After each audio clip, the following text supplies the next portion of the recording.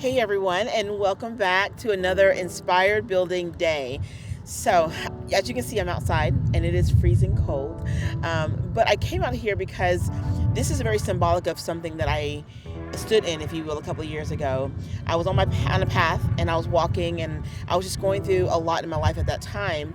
And you guys know that saying that you never look back, always look forward, and all of that. Well, as I was walking on my path that day, God brought to my heart, no, I need you to look back. I need you in this moment to look back at every single thing that I brought you through, every single thing that you survived, everything that you thrived through. And as I was going on that thought process and I was listening to him and walking and on my journey, I started really thinking about the fact that I'm walking on a path. And that path sometimes does require us to look backwards.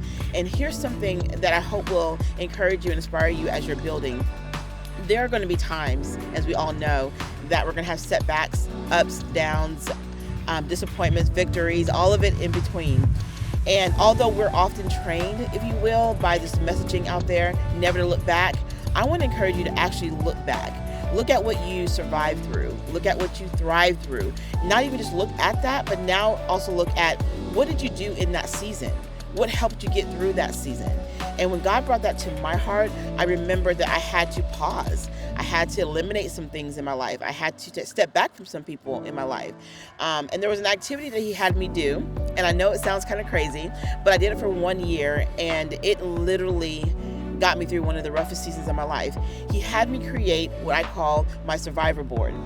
And there's vision boards, there's life affirming boards, there's all kind of boards that are all positive. But this board was very particular. This one, he had me walk through the last year of my life and the things that he helped me walk through, things that he helped me survive, things that he helped me with, even my mindset. And I wrote it on pieces of paper and I wrote down the corresponding scriptures that actually supported each of those areas.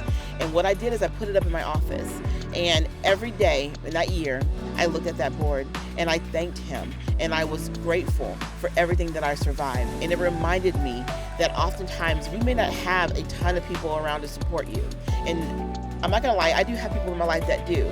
But there are moments, those quiet moments where you may not have that phone call, that text message, you may not have somebody that reach out to you in that moment, that you need to encourage yourself. And when you're building and growing, you and I both know there are moments where you have to encourage yourself. You have to remind yourself that you are strong, that you are courageous, that you are brave, that you are an overcomer, that you are a survivor, and that you do have the gifts and talents to make whatever it is that you want happen in your life, and you do. Because I do believe very wholeheartedly when he says your gifts will make room for you. So he's given us gifts, we just have to use them. So I'm gonna close this out. But I would encourage you, whatever method you need to do, whenever you hit those seasons where you feel like you're just frustrated, or maybe it's just you feel like you're hitting a stagnation, if you will, remember your history.